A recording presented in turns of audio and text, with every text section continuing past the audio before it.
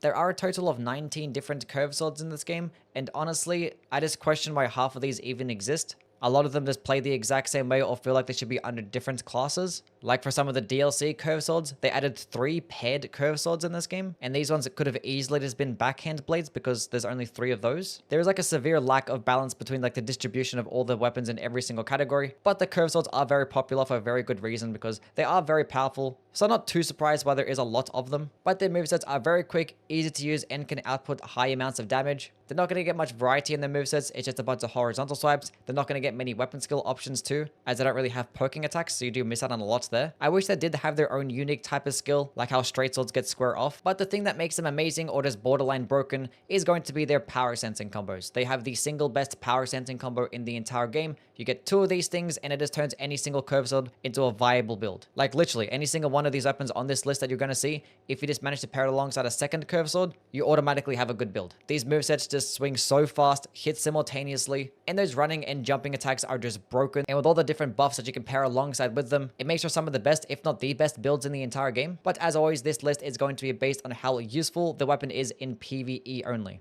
Starting off at the bottom, the ECLIPSE SHOTEL, which this weapon gets the worst range and the worst damage out of all the curve swords. It also gets terrible scalings as well, but for all these SHOTEL types of curve swords, they just tend to have really bad range and damage, but the trade-off being is that it can bypass shields partially. You could do like 40% more damage through a shield with a weapon like this, which in PvE is just borderline useless because there are not many shielded enemies. But this weapon does have the unique skill called Death Flare, which for 16 FP does buff the weapon with some more holy damage, roughly 65 holy damage, and 30 Death Blight build-up. Which Death Blight is like the most useless status effect in the entire game. It is just terrible. Even in PvP it sucks, which is the only place where it really works. The whole Death Blight status effect just needed to be reworked. It's basically impossible to just balance an instant death mechanic, so it needed to work like a little bit differently in my opinion. But the weapon also does get the option of a follow-up attack after buffing for an additional 16 FP, and it does do like this little holy based AoE attack, which can do some nice damage, but it's like almost impossible to get off, because you have to use the buff just to be able to get to the AoE,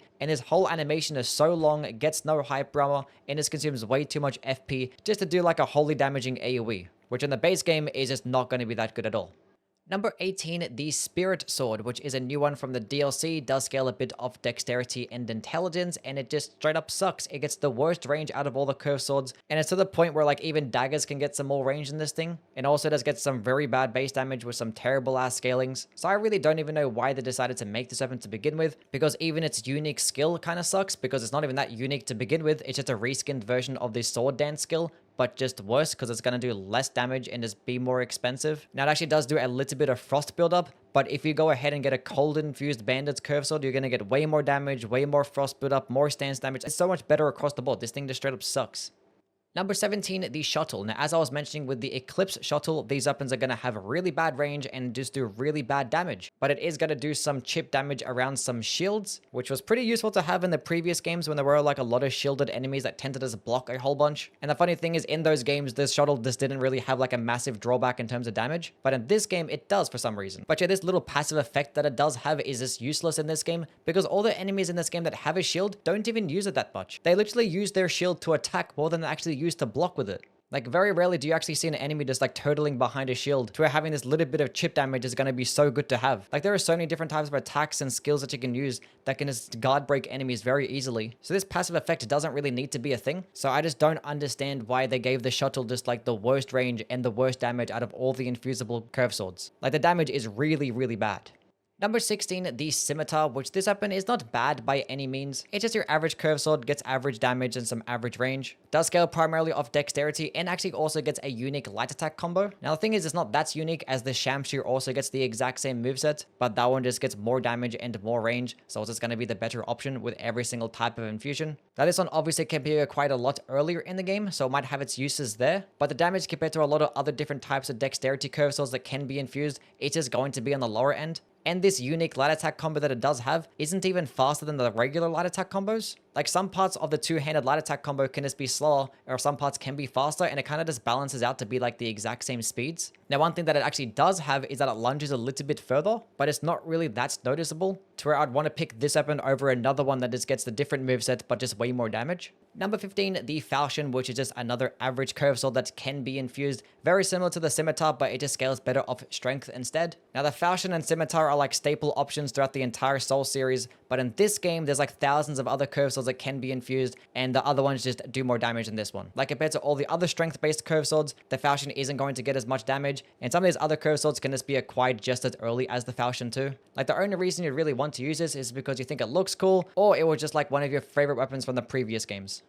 Number 14, the Mantis Blade, which is definitely the biggest missed opportunity out of all the curve swords on this list. It is another curve sword that can be infused and actually does get some of the worst range out of all the curve swords, but actually does get some of the most damage with a dexterity build. In fact, the only curve sword that actually outdamages it with a dex build is the Bandit's curve sword. And that one you do actually have to farm for, where this one is a guaranteed drop. So it could actually serve as a nice alternative, because the Mantis Blade does actually get the unique heavy attack that extends the weapon to be double the length, but double the length of not much is still not going to be that crazy. It is actually going to turn it into like the longest curve sword in the game with this heavy attack. But the thing is, with regular curve sword attacks, they're going to do more damage because it is like a double hit, which is going to work nicer with the multi-hit talismans. And this attack also does lunges pretty far as well. But obviously the Mantis Blade is going to be a faster animation because it's not doing a double swing. So if you just don't like to have the longer animations of the regular curve sword heavies, this one could be the one for you. But if you are using a curve sword, in most cases, you're probably not using a heavy attack anyway, unless you wanted to like stagger some larger types of enemies, which you can just do with like a weapon skill. But the reason why this is such a big missed opportunity is because the enemies that use this weapon have them power stance, get bleed, and get this like insane moveset. Like this weapon should have been a paired curve sword that gets passive bleed and have like a unique skill that gets a big ass flurrying attack. And the funny thing is, in the DLC, they literally added that exact weapon. The FALX is what the Mantis Blade should have been. A paired curve sword that gets like an insane flurry attack skill. Like even the animation is the exact same thing as what the Cemetery Shades use. So at least we do have the FALX now, but I think the FALX would have been a lot cooler if we would just turn into the Mantis Blade instead and had some like cool like transform types of attacks too. Number 13, the GROSSMESSER, which is one of the many examples of why the hell does this weapon even exist when it does basically nothing unique. Now honestly, it is actually an amazing curve sword. If the Bandit's curve sword never existed, everyone would probably be using this weapon instead. It gets really good range and it gets some of the most damage, and it pairs well with every single type of infusion. It gets a pretty decent quality scaling, so going into either strength or dexterity is going to work perfectly fine. And even going with elemental infusions, it can actually outdamage a lot of the other options too. But the thing is, the Bandit's curve sword is just the direct upgrade. Exact same moveset, just a bit more range, and just more damage with every single infusion. Like the only downside is that it weighs 0.5 units a bit more, but both of them do have a pretty low drop rate off some skeletons, so I don't really know why it exists. If it was like a guaranteed drop, I would understand it a lot more, because it could be a decent alternative to the Bandit sword if you didn't want to farm for it. I'd honestly put this into the A tier if you could just pick this up on the ground, but no, you have to farm for it just like the Bandit sword, so you might as well just farm for the Bandit sword. Number 12, the Serpent God's Curve Sword, an infusible curve sword that scales better off strength, and compared to all of the other strength-based curve swords, it's not really going to perform as well in the damage department nor the range department, but the benefit that it actually does have is give you HP on kills. For every single kill, you get roughly 2.5% max HP, plus an additional 25 flat, which if you're going through like dungeons and legacy dungeons, this can definitely stack up. Now, unfortunately, it's not going to work when power stance, so getting a second Serpent God Curve Sword isn't going to result in you getting a bunch of health for every single kill, but it can serve as like a nice offhand option if you're going to go power stance some curve swords with a strength build. I'd rather just sacrifice a little bit more damage just to be able to get some health regen while going through the game. And you don't even need to actually kill the weapon directly just to be able to benefit off this effect. You can just put anything in your main hand and just throw this one in your offhand, and you're just going to benefit off that little bit more health. Now, the BLASPHEMOUS Blade already does this but better, but this weapon only does weigh 4 units, so actually might be pretty useful as an offhand option. Number 11, the SHAMSHIR, which just like the Scimitar, it actually does get that slightly unique light attack combo, but this one is just going to be the direct upgrade to the Scimitar because it just gets more damage and more range. Now, as I mentioned, this light attack combo is not really faster than like the regular light attack combos that you get. It's only when you really get like your 5th or your 6th light attack that you really start to notice a difference, but that rarely ever happens. And obviously, if you're power stancing, which is the optimal path for curve swords, you don't really get a unique combo there either. So there really isn't really much of a reason to use the SHAMSHIR over the other types of curve swords, especially because it can just be outdamaged by a lot of them too. But if you do feel like you are missing a lot with curve swords because your spacing is just incorrect and you're just not really close enough, you could just go with the SHAMSHIR because this unique combo actually does lunge a little bit further. Number 10, the Flowing Curve Sword, yet again another curve sword that can be infused. This one scaling best of dexterity. Does just get very average damage and very average range. So if you actually did want to go into a power sensing build or use particular types of weapon skills, then it is going to be better off with other types of curve swords. But this one actually does have a unique heavy attack, and that it does do this like 4 hit pirouette swing. And this attack itself actually can get boosted by the Dancer set. Obviously going to have great synergy with the multi-hit talismans, two-handed talisman, and the charge attack buffs. And the total overall damage can actually get very high, but the obvious downside is that it is going to be a very long animation, and you just get no hype armor, and curve sword charged heavy attacks do pretty poor stance damage too. So when committing to a charged heavy attack build, there's just going to be better options out there because they can just do way more stance damage. But if you do go up against bosses that have longer types of openings, using this charged heavy attack as your primary option can actually just destroy all of them. Now another downside about this heavy attack is that most of the damage comes from the final swing. All the first few hits do like next to no damage, so if you actually get staggered throughout that animation, you basically just wasted your time and just did nothing. So if you actually wanted to punish enemies that gave you these longer openings, there are just going to be better things out there. Like the Dancing Blade of RANAH skill is just going to do it way better. Just power sensing curve swords with their light attacks or jumping attack builds are just going to do way better. But if you actually just wanted to two-handed curve sword, this one might be one of the better options out there.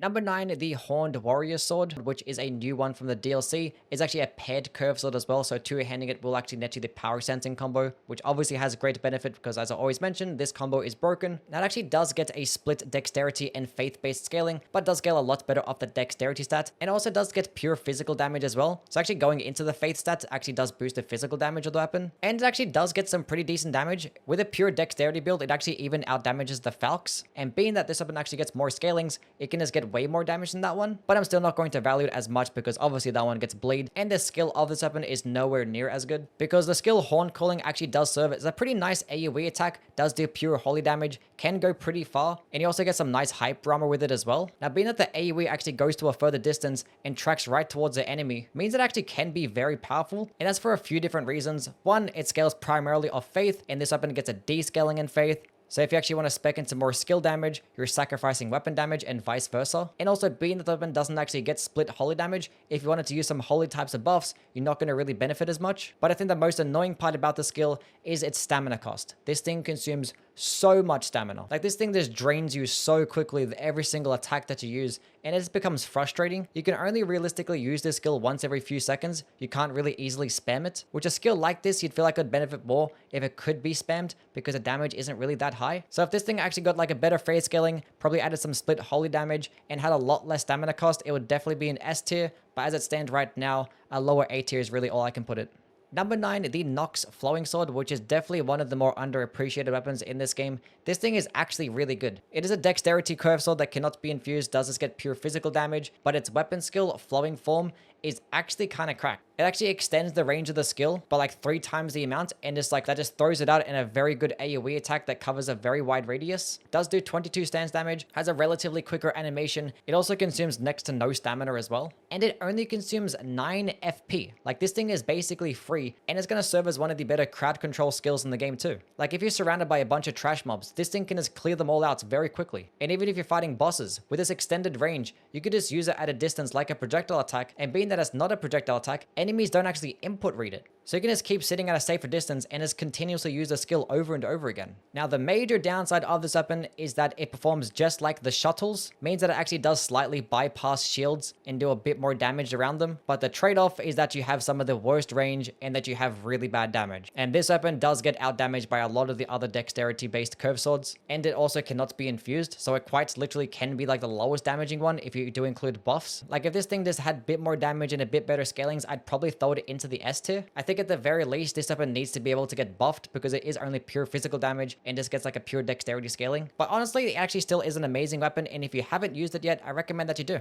Number 7, the BEASTMAN'S curve sword. Now out of all the infusible curve swords, I think this one is the best for two-handing. If you didn't really care about going with a power sensing combo build, but you still like to use a curve sword, the BEASTMAN'S curve sword is definitely the best one. Like this one can be the highest damaging curve sword in the entire game with a strength based build. And yes, this thing can even out damage a strength infused BANDIT'S curve sword. And obviously when you do have it two-handed, you are going to gain 50% more strength, which is another reason why you want to two-hand this weapon over the other ones. But the main reason is going to be its jumping attack, because it actually does get a unique jumping light and heavy attack that actually does result in this nice little double hit. And going into a jumping attack build can actually be very nice. Now obviously it's not not going to perform anywhere near as good as a power sensing jumping attack build. And those things are going to be way more consistent too, because there are plenty of times when you try to hit with a jumping attack of this thing and they straight up whiff. But the total overall damage is just undeniable. This thing is actually very good. Can stand spray quickly, it can stun lock, it's going to proc the multi-hit talismans and actually proc status effects quickly too. You can pair this alongside a bleed infusion and get yourself a very nice build. So although I don't consider this to be anywhere near as good as power sensing curve swords, it probably is going to make for the best two-handed one.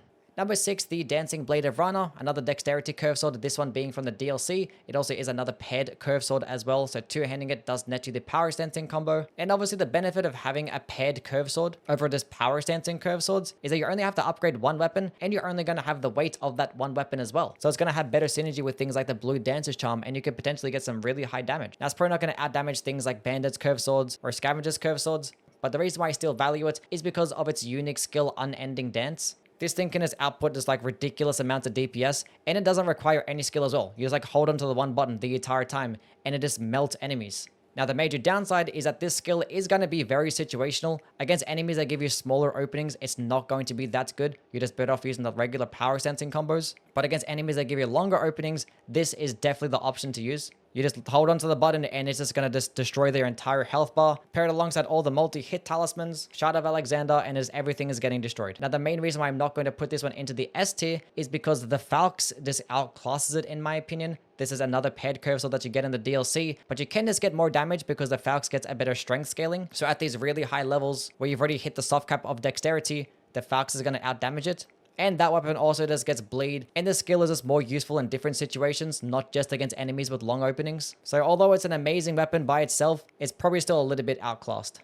Number 5, the Magma Blade, which is a very solid strength and faith-based weapon in this game. And at these really high levels, it's definitely going to outdamage things like the Bandit's curve sword with a faith infusion. Now, it is a weapon that cannot be infused because it does have a unique skill in Magma Shower, which is just a reskinned version of Spinning Slash. Basically has the exact same animation. It is a little bit more expensive, but it's still going to stun lock just as well and do basically just as much stance damage. But the difference is that it leaves a massive pool of lava on the ground, and this lava can just tick for so much damage and just destroy so many enemies in this game. Like if enemies are staying still long enough, they're just gonna get melted by this thing, which might make it a little bit more situational. And with its average range, you might consider it to be an A tier option. But the thing is, since the DLC releasing, we do now have the Talisman of the Dread, which is 15% more damage to magma-based sources, and this skill being one of them. Almost every single time that I'm using curve swords, I'm probably just using Spinning Slash anyway, because it's a nice way to just stagger these larger enemies that otherwise couldn't be staggered with curve swords. So it gets the ideal curve sword skill, but just with way more damage instead. Number 4, the FALX, which is the last of the DLC curve swords I am going to touch on. It is another paired curve sword, so when you two-handed, it does give you the power stancing combos. Now, as I mentioned with the Dancing Blade of RANAH, it's not going to get as good as a dexterity scaling. So into a pure dexterity build, it might not perform as well, but it does get a pretty decent strength scaling. So at these really high levels, you could go into a quality build and this thing could just destroy everything, especially because it does actually get passive bleed on top of this. Now, it cannot be infused nor buffed, so power stancing Scavengers or Bandits curve sword type builds with these like jumping attacks are just going to output way higher DPS. But the FALX still gets an S tier purely because of its skill, which for 15 FP, you just like run towards this enemy really quickly and you can close in the gap in basically an instant, which a skill like this is just incredibly underrated because there's so many times where you see enemies having an opening at a distance, but you just don't have the time to get there. But a skill like this lets you do that. Now you might think that this charge animation might be a bit too long, but it's the option of getting charged. So you actually can just use it uncharged and just lunge in a little bit. And this attack does do nice damage and staggers pretty well too. If you're fighting enemies like Knights or Omens, it's just going to stun lock them. Especially if you use the follow-up attack, which is the best part about it. That just shoots out this whole sideward swipe flurry attack that just destroys everything. It's going to proc bleed quickly. It's going to stun lock. It's going to help proc the multi-hit talismans. And the final swing of this combo just hits so hard. Now, the unfortunate part is that it might seem like most of the damage does come from this final swing. And if you are fighting these larger enemies that don't really give you that long of an opening, there's not really much of a chance that you get the entire skill off. But in that instance, you can just use the light attacks and the jumping attacks because you literally have a bleed power stance curve sword. Like the only thing that stops me from putting it higher is that it's not going to be as versatile as like the infusible curve swords because those ones are going to have good synergy with things like spells and whatnot, whereas this one only gets a dexterity scaling. So it's kind of limited in build synergy, but by itself as a weapon, it's like borderline broken. Number 3, the Scavenger's curved swords, which probably output some of the highest DPS, if not the highest DPS in the entire game. So if you're going through the game like in later new game iterations, being that this thing actually does really high amounts of bleed buildup, like I always get plenty of questions like which is like the best weapons to use like at new game +7, and I think power stancing Scavenger's curved sword might just be that one. You're gonna just go all into arcane with an occult infusion, and you're gonna do high amounts of damage and just proc bleed incredibly fast. And against enemies that can be bled out, there's probably nothing in the game that's better than this. Now the unfortunate parts about the Scavenger's curved sword is that you only get one per playthrough. So if you wanted to get a second one, you have to get like a friend to drop it for you or go into New Game Plus. And the damage of the Scavenger's curved swords are not that good either. Compared to a lot of the other dexterity based curved swords, it's just going to be out damaged by them. So when you do go up against enemies that cannot be bled out, you're always just better off just going with another option. But the fact that it does just straight up destroy some of the hardest bosses in the entire game is enough reason for this thing to be like a high S tier. Number 2, the Bandit's curved sword, which this is an infusible curved sword that just gets the most range and the most damage in almost every single infusion. And as I've been mentioning, if you're going to power stance, this is going to be one of the best options to use alongside the Scavenger's curved sword. Now I'm going to prefer this one a little bit more than the Scavenger's, because as I was just mentioning, if you're going up against enemies that cannot be bled out, you're going to want a different option. And the Bandit's is just like so reliable throughout every single type of infusion, throughout every single part of the game. I think the versatility is just there. Like the only downside of the Bandit's curved sword is that I only think it's an S tier if you have them power stance. By itself, it's very nice, but probably not S tier potential. But just getting 2 of them and having them power stance just makes for a very broken build, no matter the infusion. And at number 1, the Wing of ASTEL. Now, is it going to perform as well as power stancing jumping attack curved sword builds with the Scavengers or the Bandits? Probably not. Those things might just end up outputting higher amounts of DPS. But there are more things to this game than just outputting high DPS, because the Wing of ASTEL just trivializes the entire game in a completely different manner. The weapon itself does actually offer a pretty decent dexterity and intelligence scaling, so you can get some very high amounts of AR. Unfortunately, you only get 1 per playthrough, so if you wanted to power stance them, that's only for New Game Plus. But in my opinion, I just think having it two-handed is more than good enough, because of 2 different things. It's heavy attack and its weapon skill. Because of these 2 things right here, the Wing of ASTEL probably is the best stance breaking tool in the entire game. And it's a curved sword. The heavy attack actually is a projectile, and being that it's a heavy attack, it's not going to consume any FP. It actually does do some decent damage. And at point blank range, this thing can do colossal weapon types of stance damage, which is just ridiculous because it's a curved sword. And since the DLC releasing, we have the 2-handed sword talisman, so this attack can just get 15% more damage. But the funny part about this weapon is that the skill literally does more stance damage. The skill Nebula for 20 FP just shoots out this wide AoE attack, and this AoE just like explodes a whole bunch of times, stun locks enemies, does amazing damage, and if every single one of these projectiles hit, it could do like upwards of 50 or even 60 stance damage, and it's just like a GG at that point. You can combo in like the heavy attacks alongside with it, and you're stance breaking so quickly. You can pair this stuff alongside things like the Dagger Talisman or the Blade of Mercy, and you have one of like the best stance breaking and critical attack weapons in the entire game. Like it really doesn't matter what you really build around, whether it be the heavy attack, skill, or both, or just have it power stance because it is a curved sword. Like I think this weapon is just utterly stupid.